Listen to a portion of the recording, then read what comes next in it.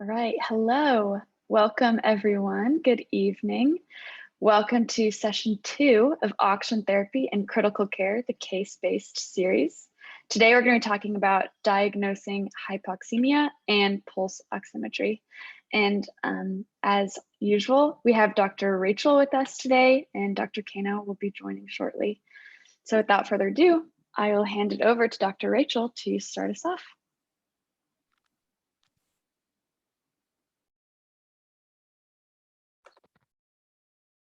Good evening, everyone. Welcome to today's session. It's our second session of the Oxygen series and critical care. I'll be conducting these sessions with Dr. Kaino, as has been mentioned, though he'll join us in a bit later.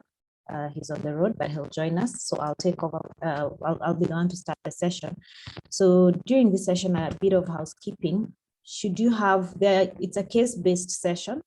So what we're going to do is for every case, there's a question that follows, and with the question that follows, I would expect participation, or I anticipate participation from all the listeners. We'll give 1 minute, 1 minute for every question, and you can be able to write your answers in the chat box. Then after that, we'll have a discussion around the case that is going to be presented, and we can just have a discussion throughout the session. So kindly have your microphones on mute so that we can start the session. Sarah, I don't know whether to wait for more people or do we go ahead? I think you could probably go ahead. Go ahead. So today we're doing a case-based session on Oxygen series, and we're talking about hypoxemia and pulse oximetry. So we're going to start with a case that a 57-year-old man presents with chills, weakness, and a dry cough. So what we're going to discuss is diagnosing hypoxemia with a pulse oximeter. So some of our objectives, our practice objectives are: 1, to understand how to use the pulse oximeter during the COVID-19 pandemic, understand and recognize pulse oximeter latency, select and rank oxygen delivery devices by FiO2 delivered, use the Lifebox triage tool to select and the most appropriate oxygen delivery device available. We'll use the Lifebox triage tool to titrate oxygen therapy flows up or down. Assess your facility's non-invasive oxygen delivery devices. Assess the types of oxygen supply at your facility. Interpret data that you obtain from the pulse oximeter and understanding the limitations that are there. List the conditions that interfere with accurate pulse oximeter readings, and how to maintain and clean the pulse oximeter devices. They're very important devices, so we need to learn how to maintain them.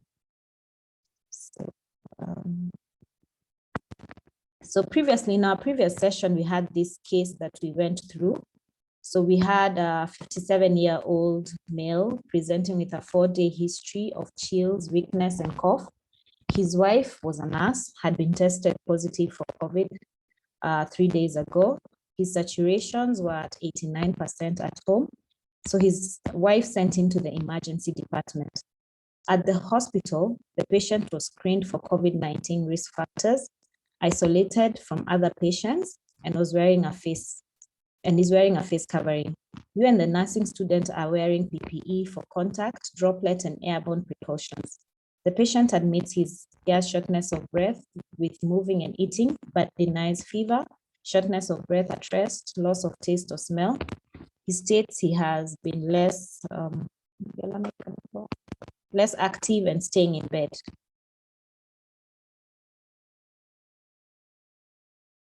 So these are his vitals. You have a heart rate of 95 beats per minute. The blood pressure is 95/52. The respiratory rate is 24 breaths per minute. His SpO2s are 89%, and the temperature is 36.5. You recognize right away that the patient is hypoxic, of course, based on the SpO2 levels, which are 89%. And you start him on oxygen their nasal prongs at 5 liters per minute. Then you notice that his SpO2 levels improve, and now they're 97% from 89%.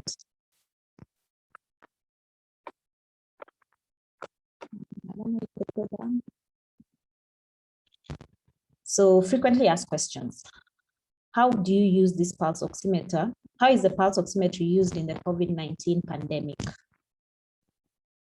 So I'll give 1 minute for members to at least give ideas on when and how do you use the pulse oximeter during this pandemic season.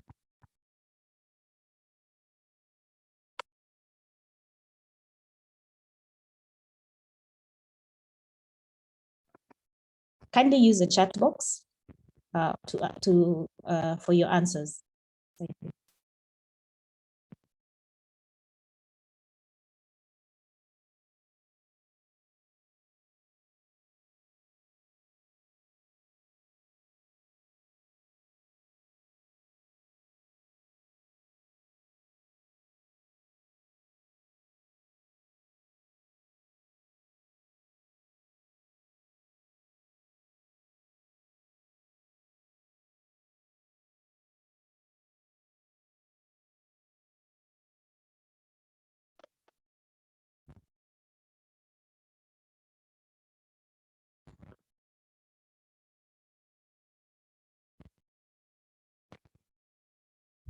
I'm seeing an answer coming in. I'd encourage others to also try and answer the question.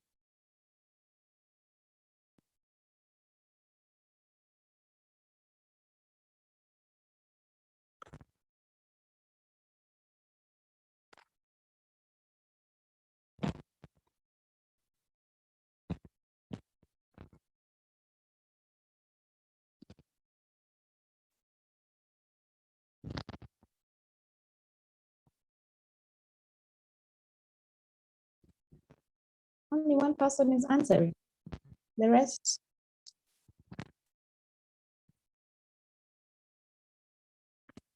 Okay, so the 1 minute is over, so we'll review what has been said.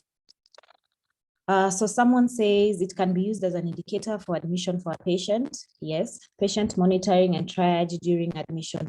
Yes, all that is correct. But what I'd like to elaborate in when you want to use a pulse oximeter, especially in triaging patients, you need to understand or have a background of what is happening in the patient. What are some of the signs and symptoms that would trigger you to want to use a pulse oximeter? So some of the things that would make you want to use a pulse oximeter when you're admitting or when you're clerking the patient is, one, if the patient has fever, if there's cough, are there signs of shortness of breath? How is the respiratory rate of this patient? If it's an adult, you'd expect the respiratory rate to be higher, maybe above 22. If it's a young adult, you're thinking, if it's a child, the respiratory rate of more than 30. If the patient is a neonate, a high respiratory rate of about more than 60 would be an indicator of the patient is having signs of shortness of breath and an increased respiratory rate. So some of that would tell you that you need to have your pulse oximeter with you so that you can be able to measure the saturations of the patient and can be able to now make the other decision to probably give supplemental oxygen. Other ways that you can be able to identify that the patient needs SpO2 measurements is using the clinical signs. Are there signs of obstruction? When you're looking at signs of obstruction, you're looking at signs of severe respiratory distress. We all know them, but just to familiarize ourselves with what is known is you're looking at signs of flaring, use of the accessory muscles, use of the neck muscles. Is there intercostal indrawing? Is there the tracheal recession? And then you also want to check if this patient has things like central cyanosis, that's the blueness around the hands and the tongue, the hands and the toes. You also want to check if the patient is in shock or has coma or convulsions. So once this patient presents with such kind of symptoms and signs is when you'd want to use the pulse oximeter as a tool to be able to tell you where the saturations of this patient are and what to do next in terms of whether to give supplemental oxygen, and if you're going to give the supplemental oxygen, what type of device would you want to use? So the elaboration of that is in the box. Maybe Alana, you can show them. Just go to the click button. It's available. So there are documents that will give detailed explanation of the pulse oximeter. They're all here, and how to use them. So I encourage you at your own time, you can go ahead and just go to the Learning Resource Center, and you'll find all this elaborated, but elaborated with explanations that are clear and all. Can go back, Alana. There's a video that she's attached, which you can use to see how to use the pulse oximeter, so that you can do it at your free time. It's available in the Learning Resource Center.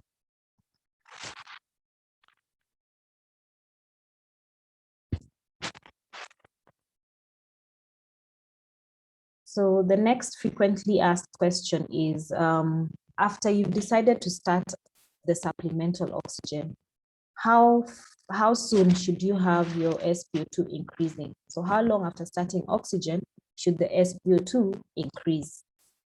I can give 1 minute for this to be answered. Feel free to answer. There's no right or wrong. We're all here to learn.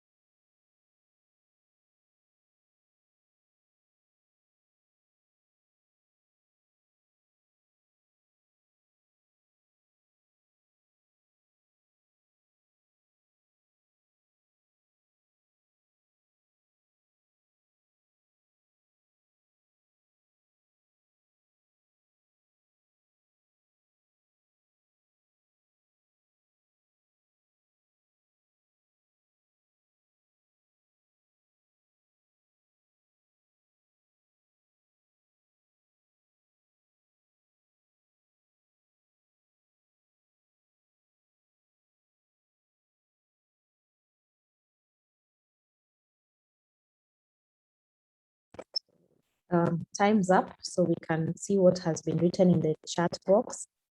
Anthony Musyoki says 30 seconds. Andrew Magaki says 20 seconds. Mutwiri Rurama says 1 to 2 seconds. Abba says 10 to 15 seconds. Shred says when oxygen levels fall. Michelle Opaka says 1 minute. So the correct thing is that the oxygen, for the lag time, when you increase the SpO2, when you increase oxygen, it takes about 30 seconds. They say 28.9 seconds, especially if your probe is on the fingers or the toes. But if it happens that your probe is on the forehead, the lag time could be shorter. It could be about 25 to 26 seconds. So the lag time is usually about 30 seconds for the SpO2 to increase once you start supplemental oxygen on the patient. What I'd like to elaborate on this is to understand the concept behind this is to understand how the pulse oximeter works. The pulse oximeter uses spectrophotometric technology, whereby it has two wavelengths. There are two wavelengths that are there. There's one for 660 nanometers and there's one for 940 nanometers. Maybe, Alana, you could click as I elaborate this. So what happens, it measures both oxygenated and deoxygenated blood. Just go down.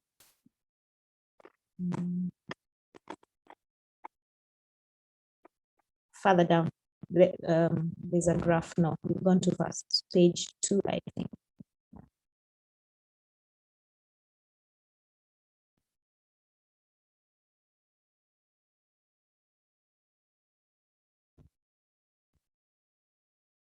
Just go up. Again. Up again. Yes, there. So there is the wavelength of 660 nanometers, and there's the one for 940 nanometers.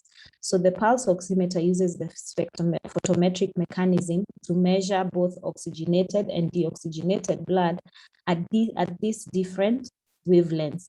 So what happens, it then measures the ratio of absorbance and is calculated, and this is later inferred or using the microprocessor of the SpO2. It later comes out as a reading that we get of saturations of oxygen after the measurements of arterial saturations are done by the microprocessor in the pulse oximeter. So it's able to take measurements at both wavelengths, and you can be able to know that if it's oxygenated blood, you can see the wavelength that is there. It's more of a sigmoid curve. And you can also measure methemoglobin and also carboxyhemoglobin. So you're able to measure the amount of oxygen during using the SpO2, using those two different wavelengths that it has at 660 and 940. Then what you get now after it goes through the microprocessor, what you get is the waveform. Alana, just go down. The pulse oximeter waveform, which is now below here, which is usually a dichrotic notch. When it's a normal signal and the patient is well saturated and the patient is normotensive, you have now this kind of the normal signal wavelength, and it will tell you, it tells both the saturations of oxygen, and you're able to also tell the heart rate. But when you have low perfusion, you can see the line is almost straight and the notches are lost. In instances whereby you have noise artifacts that are coming in and out of the patient, there's movement, you have now the waveform appearing as those ones on the screens. So a lot of information can come out from the pulse oximeter waveform, and it tells you the perfusion status of the patient, and you're able to see the saturations and the heart rate as you're measuring the pulse oximeter. In terms of the site of where to put this pulse oximeter, there are different sites. You can do it in the ears, you can do it in the fingers or the toes. Of note is that there are some also pulse oximeters that you can use around the forehead. And this kind of pulse oximeters tend to be more sensitive compared to the ones that you use on the toes and the fingers, because at that point whereby you're putting in the forehead, you have you have the artery, I think the supraorbital artery, which now is less prone to vasoconstriction compared to the peripheral arteries, which are more prone to vasoconstriction. So you'll have the reading being faster, and the lag time will be less compared to the one that you have on your fingers or your toes. Things that can interfere with the pulse oximeter measurements, we have various factors that can be a limiting factor when you're getting your SpO2 reading. You can have low perfusion status of the patient. It can interfere with the reading of the SpO2, skin pigmentation, if the patient is anemic, nail polish, motion, as you've seen in these graphs, waveforms that are here. And if the patient has dyes like methylene blue in situ, probably you're doing a procedure. This could interfere with the measurements of the SpO2. Let me go back to the questions.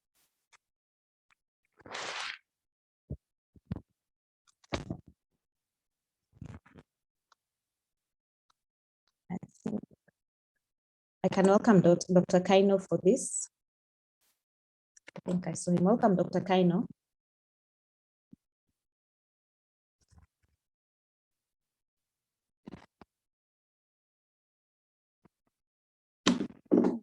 Thank you, and apologies for my late coming.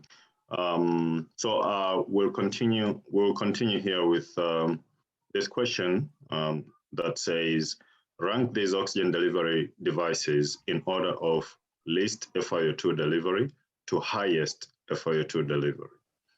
I think we know the names of these. You have a simple oxygen mask here. This one is a Venturi mask. You can see the adjusters here. You can adjust how much FiO2 to give. This is nasal prongs, and this is oxygen mask with a reservoir bag, a non-rebreather. So please just put your answers in the chat box and tell us the order from the least to the highest oxygen delivery.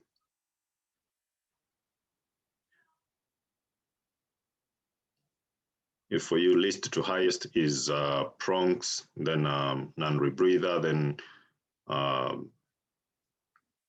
Venturi, and then simple mask, you can put it in that order, and then we'll review your answers. 1 minute for that.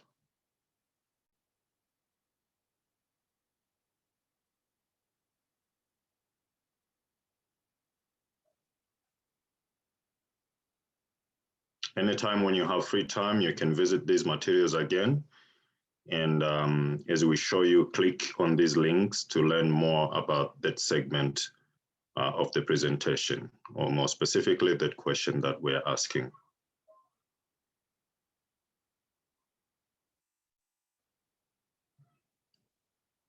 Okay, so we have someone here saying prongs, simple mask, Venturi, non-rebreather.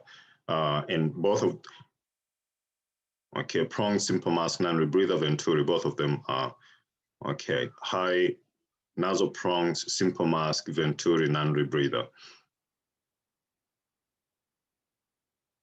Got it. So 1 minute is up, and can you please click on, can you please click on this one so that we get the article that explains about this?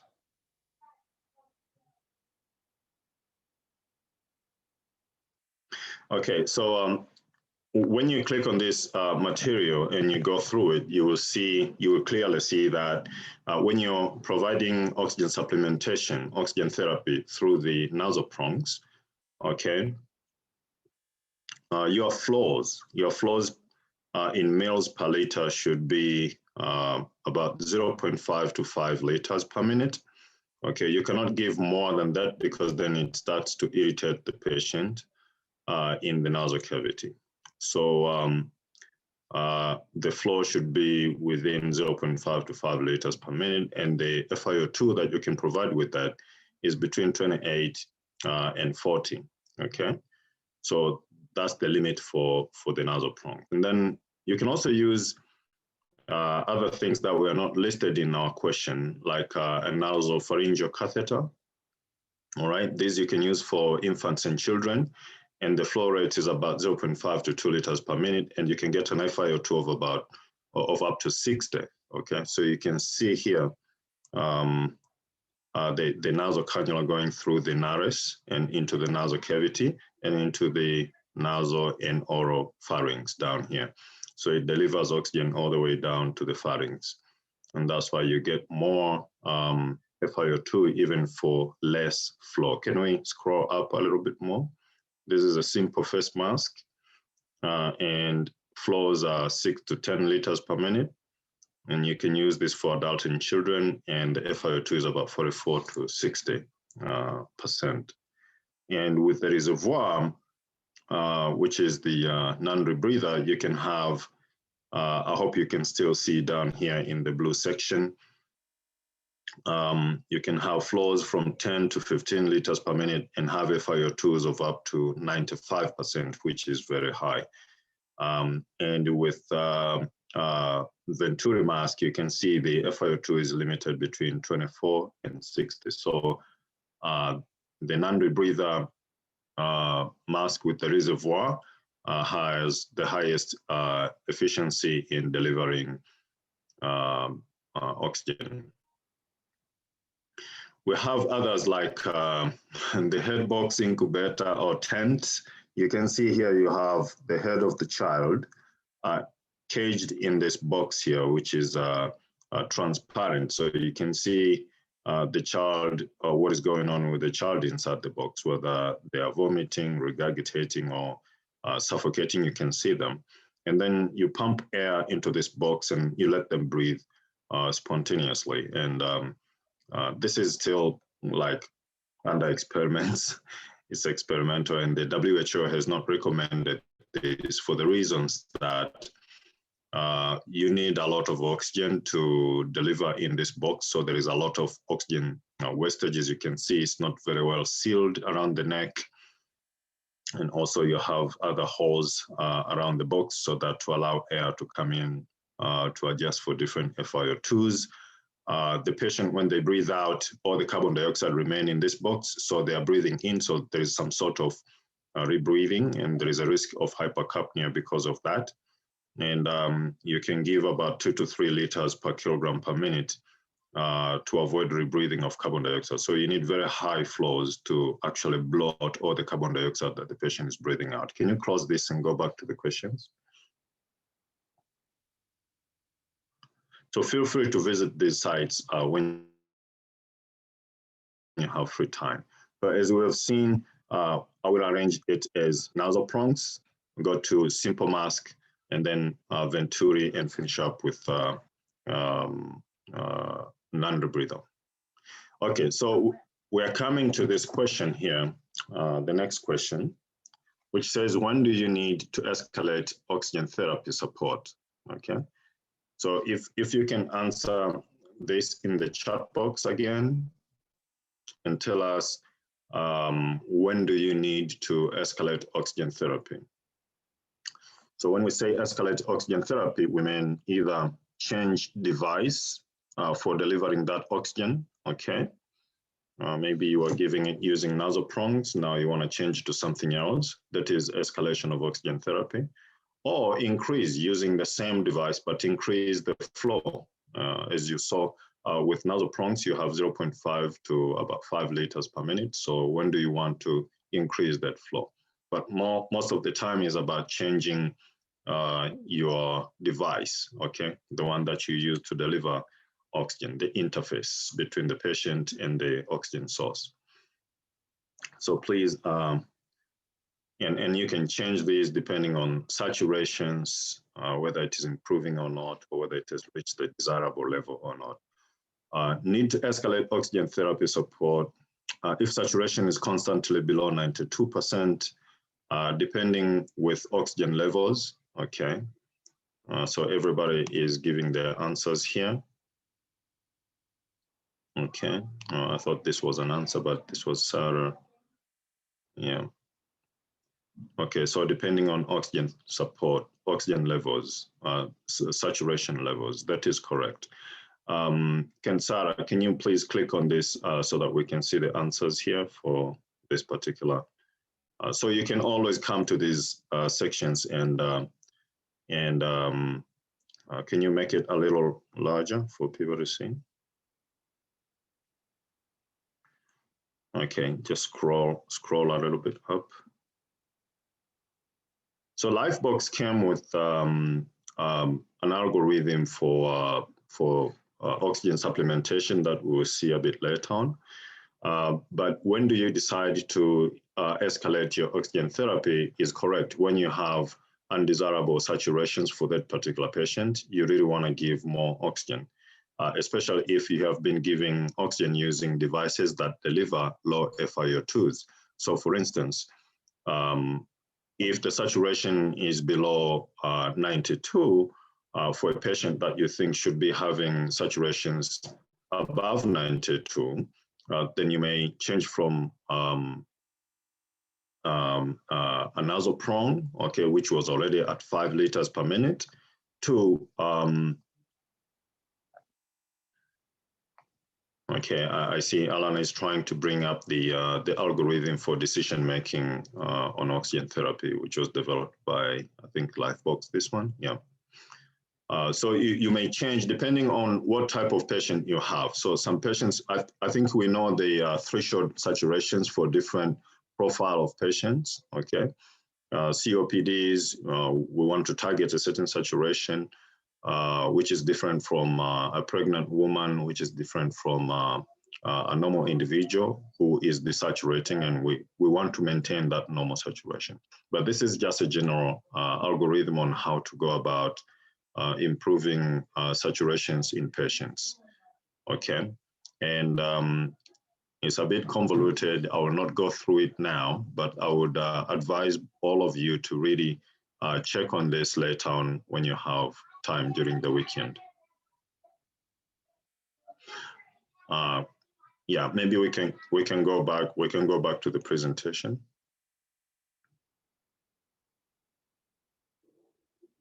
There you go. Alana has shared the link, and you can always go to that. And can you just go down a little bit, just a little bit down. No, the other way around. I want to check the top of the case. Yeah. So case update. This case was read by Dr. Rachael in the beginning. So we continue with the same case here. And what you find out now is that as you continue to perform a history and physical exam, you discover the following: that this patient had polio, diabetes mellitus type 2, and HIV. Okay, past social history is inguinal hernia repair in 1988. Okay, and medications has been on heart for the diseases in the past medical history, long-acting insulin and preprandial sliding scale insulin. Okay, family history, mother deceased, history of hypertension and diabetes mellitus. Father is also deceased and had history of emphysema, all right? One younger sister who is healthy and has 2 children who are also healthy. Social history, works in a construction. He takes about 2 alcohol drinks 3 times a week and does not smoke, all right? He does not use any illicit drugs, okay? A review of other systems, he has left facial droop from childhood polio, otherwise negative other than the history of presenting illness, okay? So can you scroll up, please? So we have a question here that says, your nursing student asks you, what did you plug the oxygen into? Where does the oxygen come from? And you may need to answer that question to this nursing student.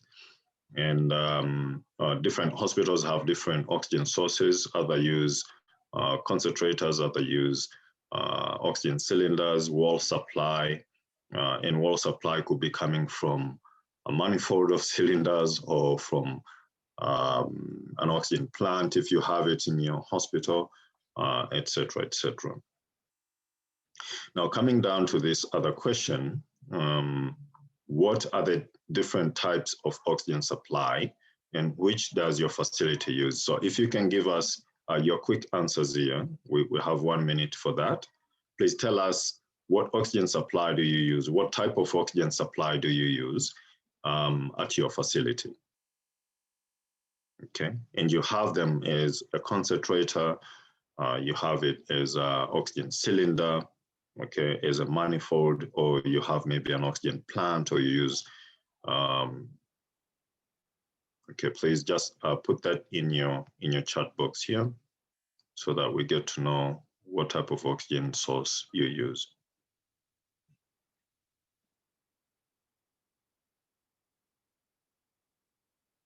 Also, Philip has an oxygen plant at the hospital.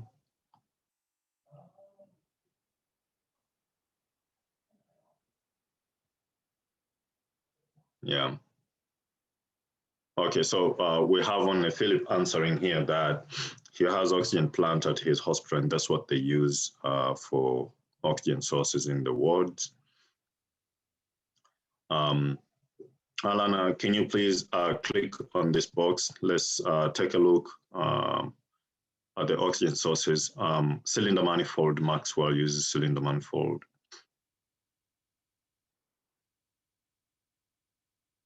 I gotta wait a little bit. So oxygen sources, you can see, just go up, please. Just a little bit up at the beginning. Yeah, so if you can, yeah, yes, this is nice. This is good. This is good. So you can see you have this table, which is really handy, and it explains everything about the oxygen sources, okay? The type, if it is cylinders, concentrators, oxygen plant, or liquid oxygen. You have descriptions, clinical application, distribution mechanism, electricity requirement, okay? Some need electricity, some don't need electricity. Can you scroll down, please? We're not gonna read everything in it because you guys can visit this table later on and just read by yourselves when you have time. If we go through each and everything here, time may not be enough, yeah. Distribution mechanism, electricity requirement, maintenance requirement, okay, user care, merits, and drawbacks. So with this table, you can get a lot of information about oxygen sources in different parts of the hospital and in different hospitals, advantages and disadvantages. All right, let's close this and go back to the main presentation page.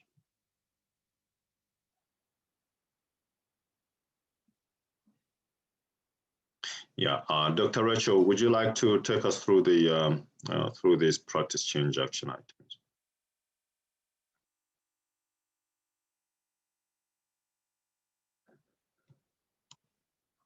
Dr. Rachael, would you like to unmute yourself? Yeah.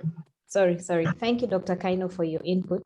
So in the practice change action items, you want to survey your facility to understand oxygen supply options available at the facility.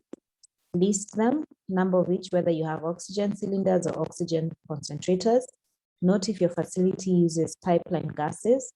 Understand who maintains the oxygen supply systems. Survey your facility to understand oxygen delivery devices available. Do you have nasal prongs? Do you have face masks? Do you have the non-rebreather? Do you have the Venturi mask? It's good to understand what is available so that in case you need them, you can be able to instruct and request for what you require for the patient, depending on what type of a patient you have. Note if your facility has each of the following prongs: simple masks, Venturi. Understand who orders, who maintains, and who sterilizes the medical equipment. Have the Lifebox triage tool. You can go through it again. It's available in the Learning Resource Center and also available in the materials that we're giving. It's good to have an idea to know how the triage tool works, and it also helps to improve our care and improve the management. Then post the Lifebox triage tool in the relevant patient care areas. Maybe you can do it in the emergency unit. You can do it in the ICU and the wards, whereby it's readily available for everyone to have a look at it and be able to understand it and be able to escalate care when needed. Lana, you could go down. So you then notice that from the pulse oximeter, suddenly the pulse oximeter starts to alarm. Your student asks, what's wrong with the patient? So this is a pulse oximeter. Maybe I can give 1 minute for someone to interpret for us and tell us what are the readings about. I'll give 1 minute to that.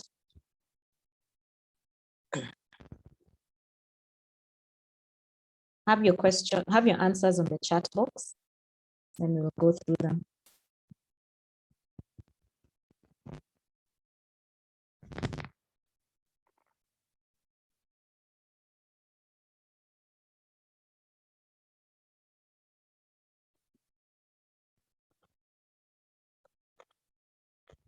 This is a pulse oximeter that has 2 readings. There's 83 and 55. Someone can try and attempt and tell us what the 83 and the 55 stand for.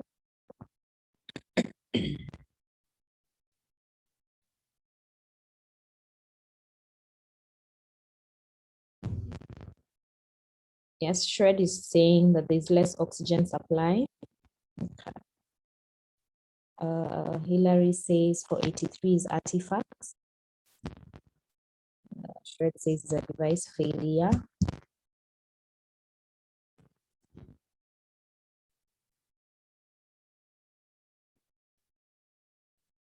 Okay, 1 minute is over. So there's an answer that has come from Joyce. Oxygen saturation of arterial blood 83. Sorry, I did. Let me just go to the answer. answers. Oxygen saturation of arterial blood 83 and pulse rate 55. Someone else says correction area error 83 saturation, motion interfere, then motion artifacts. So yes, we are correct. 83 means that's the SpO2, the oxygen saturation. The waveform is not good, indicating that the patient could have been moving about. So there's the motion artifacts, or there could be noise around. So, but the 83 stands for SpO2, that is the saturation of oxygen. And then the 55 is the heart rate, is the heart rate. So what I'd like to just insist is that when you have an SpO2 reading, the SpO2, as I had mentioned, usually uses a microprocessor and has the photometric mechanism of reading, whereby it has now two types of wavelengths. And then these wavelengths later they are able to be how do I put it? The wavelengths are then later calibrated by the microprocessor, and a ratio is created. And once the ratio is created, it's a ratio between the oxygenated and the deoxygenated blood, which is then now transferred to the microprocessor, and you're able to measure the saturations of oxygen, arterial oxygen, and then later what the microprocessor now does to the SpO2 is to now give a reading based on the ratio that has been calibrated or been calculated using the two wavelengths and using the SpO2 microprocessor. So you're able to have your SpO2 reading, that is the 83, and the 55, which is your heart rate. The SpO2 is not able to, of course, measure things like cardiac output, respiratory rates. It doesn't do the tidal volume. It doesn't do the blood pressure. So it just basically does only the SpO2 and the heart rate. You could click on the resource, Alana.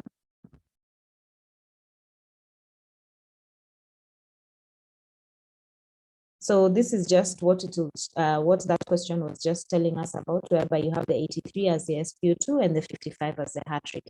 At your own time, you could go through it to just be able to understand. Yeah. Anna, you could go back.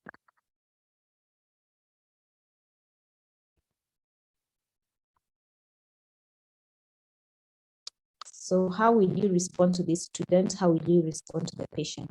What would you do in a situation whereby you have the SpO2 reading at 83 and the heart rate reading at 55? What would you do? I'll give 1 minute for that. Kindly put your answers on the chat box.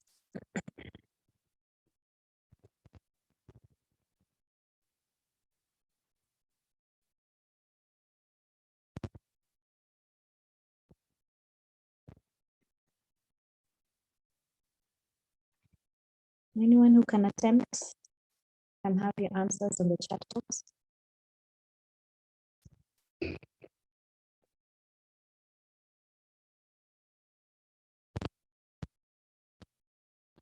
You have 1 minute to try and answer that question.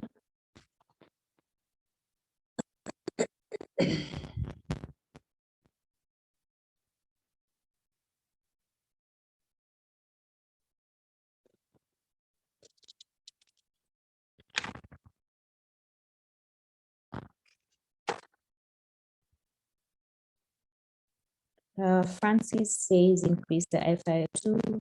Patients initiate oxygen. Patient is hypoxic, hence bradycardic. I'll increase my oxygen flow. Position the probe will not change. Patient is desaturating. Yes, 1 minute is over. So yes, in a situation where you have the SpO2 running at 83, of course, yes, you want to confirm that the probe is in place. But once you realize the probe is in place and the saturations are still at 83, it is now time to escalate and decide, make a decision of giving oxygen. And at this point, you'll be able to decide what device would you use, depending on the patient situation, to at least increase the SpO2 to above 95%. Once you do that automatically, or more often than not, the heart rate will also increase. The decreased heart rate could also be because of the hypoxia. Thank you for your answers. So yes, so that's the life box. We all know how it looks like, and that's the reading that it gives. So practice change action items here is to list the factors that can interfere with accurate pulse oximetry values, which I had mentioned earlier. Recognize the pulse oximetry latency that I had already discussed previously at the beginning of the session. Dr. Kaino, can you take over?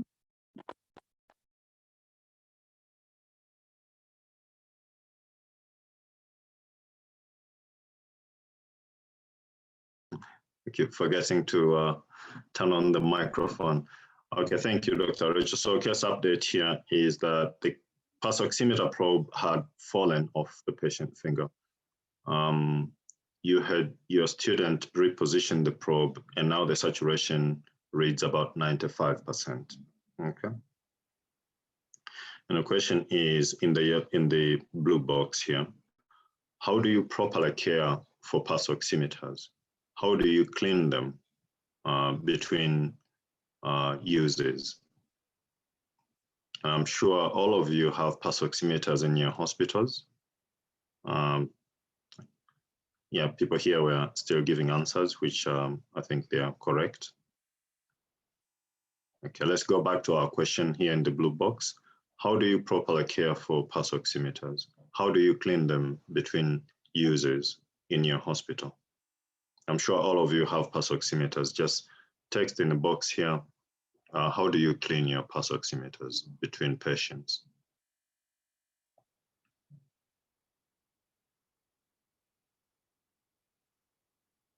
Do you wash it like the way we do the dishes? Do you wipe it with a dry cloth? Do you wipe it with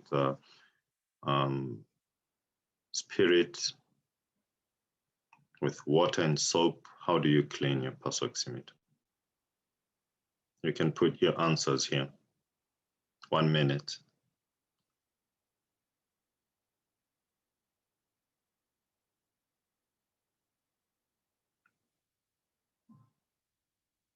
So some clean it with spirit, they wipe with spirit, wipe with a surgical spirit. Okay. So you have different answers. These are all same answers. It's the same answer or can we click on this and let's check how do we do pulse oximetry cleaning between patients so that to avoid cross infections. Between patients, it is essential that you gently clean the probe and cord with medical alcohol. Small amounts of 70% alcohol-based hand rub will also work, but should be applied sparingly. It's important to keep the LED and photodetector clean. Please also remember to wash your hands, following proper protocol between patients. The oximeter should be wiped down regularly, using common detergent and non-corrosive disinfectant, such as those used in hospitals. Be aware that many kinds of detergents must be diluted prior to use. The oximeter case and screen can be wiped with a lint-free soft cloth or a sponge moistened in detergent. While cleaning the oximeter, be careful not to spill liquid onto the instrument and do not allow any liquid to spill inside the oximeter. When wiping the side panel of the oximeter, be especially careful to keep liquid away from the cable and the outlet.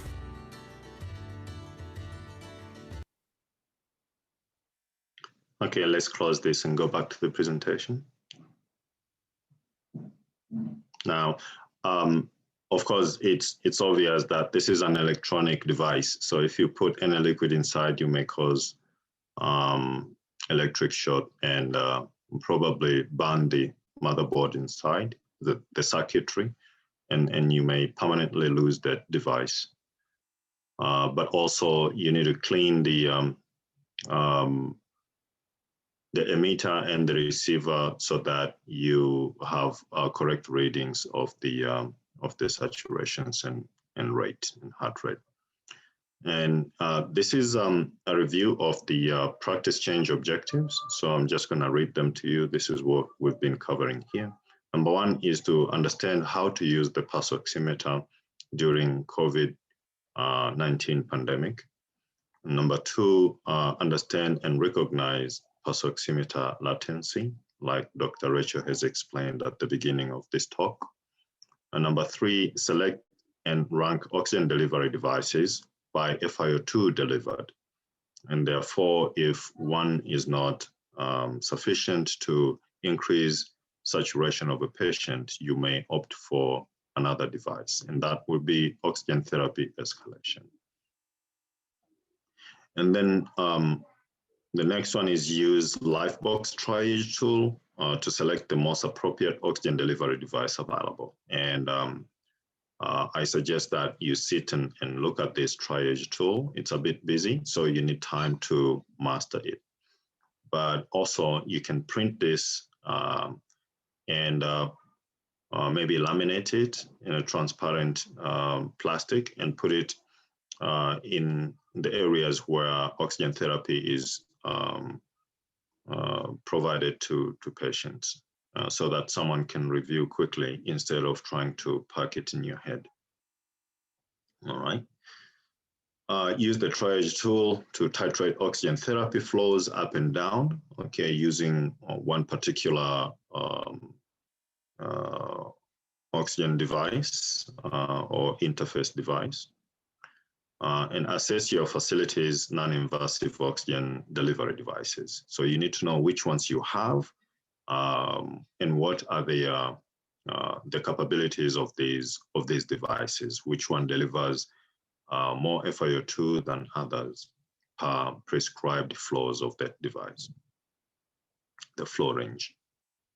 Assess the types of oxygen supply at your facility, whether it is a concentrator, a cylinder, a manifold, liquid oxygen, or if you have an oxygen plant.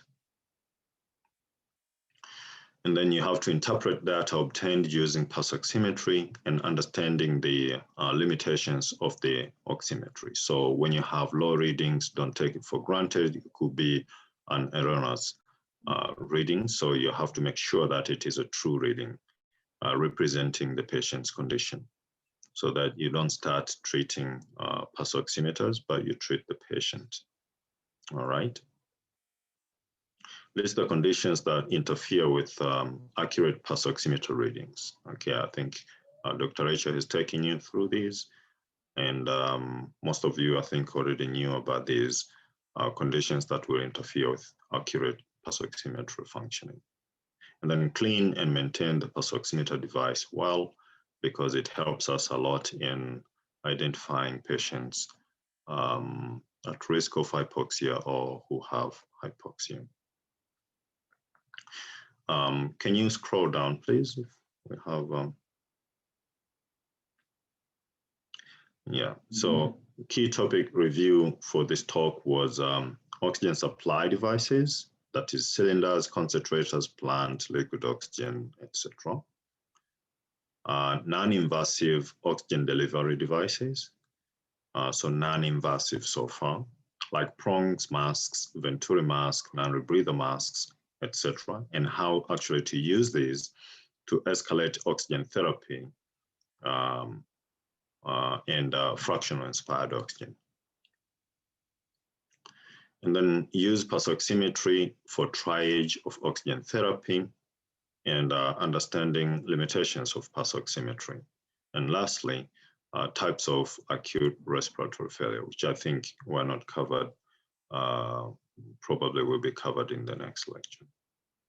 Is that correct, Rachael? Yes, we'll cover it along the way in the next lectures. Yeah. Rachael, please, if you can wrap up within a word. All right. So we've come to the end of this session. Our session today was on diagnosing hypoxemia and pulse oximetry. So basically what these sessions are about is we're building up towards now managing our critically ill patients in our ICUs or in our critical care units. So there are sessions that we are starting with basics, but later we'll build in the content to at least understand how to manage patients in the critical care units. So for now, it's more of a refresher and reminder courses and reminder sessions on how to manage or how to triage. Last time we had a session on triaging patients. So today's was on hypoxemia. So next session will be on escalation to higher level of care. And that's we'll have it the first Friday of the month of August, same time. I'll send the links. Should you feel that you need more sessions, or you need a certain topic that needs to be discussed or needs to be elaborated during these sessions, or if you feel that we missed something out, do not hesitate to contact me. I think most of you should be having my contact, or put it in the WhatsApp page that we have, so that we can be able to at least know the needs that are required amongst us and amongst our setups, or amongst the various facilities that we work in. So do not hesitate, but let us know what you'd expect and what you want to be discussed in our sessions. These materials are available in the Learning Resource Center at the STANS Global. It's a program that's organized by Stanford University and Assist International. Feel free to have a look at their website and go through the material and the elaborations and the various explanations of the various questions and sessions that are available in the various sessions that we've had. All that is available online. I'd like to thank Dr. Kaino for this wonderful session. And I'd also like to thank Alana and Sarah from Assist International. Thank you so much for bringing this together with the aim of improving our care and giving us refresher courses to at least improve the care of our patients. Thank you. And I don't know whether you want to say anything else, Dr. Kaino. Yes, the session. Another maybe added advantage of all of this is creation of this professional community, professional networking, whereby you should feel free to ask questions in the WhatsApp group that we have, or in the emails. If you are in any email group with us, you can ask questions directly to myself or to Dr. Rachael regarding any difficulties that you're facing or successes that you have, so that we can share that with others within the group and beyond. So if you have any questions regarding the topics that we've already covered, please put it on WhatsApp, not just today, but any day when we are free, or when you come with across something challenging to understand in the materials when you read. But also, there was a question. Sorry, there was a question. Okay. I think maybe you can take it. Sorry for interrupting you. Joshua is asking, does pulse oximeter show perfusion index?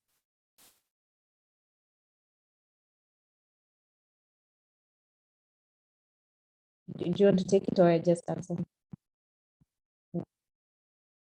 Okay, just go ahead and answer it. Pulse oximeter does not show perfusion index. What pulse oximeter does, it shows as I had mentioned, it shows the saturations of oxygen, that's the SpO2, and also shows the heart rate.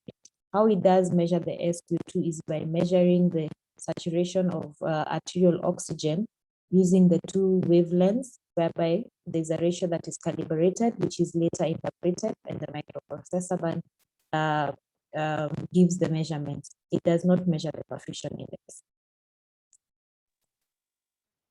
Yeah, so there have been some research done to see whether you can assess that using the fluctuations in the plethysmography, the amplitudes of the plethysmography, but they've been not very conclusive so far. So it's not something that you can rely on clinically to assess whether someone has a good to assess perfusion index. And but generally, you may be able to tell whether someone has a good pulse or not, looking at the amplitude of the plethysmograph. Okay, if the amplitude was large at the beginning of surgery, for example, and now it is very small in height, then you may think that maybe the pulse is getting too weak. Maybe there've been major bleeding, and you can assess from that. But it just gives you an indication, and it's not something that you should rely on completely. So yes, you cannot measure perfusion index reliably using an amplitude of the plethysmograph. So thank you, Dr. Kaino. So our next session will be on Friday, 6th of August, to be an escalation to a higher level of care. So this series has 12 classes, so it's one every month, and it's usually the first Friday of every month. The Zoom link that you can use to join in this series or in these sessions is the same one all through. The one that you used today last time is the same one that you'll use for the next sessions as well. Thank you, everyone. Thank you. I don't know, Sarah, I wanted to say something. Yeah, thank you, Dr. Rachael and Dr. Kaino, for that very informative and excellent session. As Dr. Rachael already said, please join us for our next session on August 6th, escalation to a higher level of care. And we would like to thank our partners, Project ECHO and Assist International, Stanford University, for making all of this possible. Thank you all very much. Have a great rest of your day and weekend. Thank you. All right. Good night, everyone.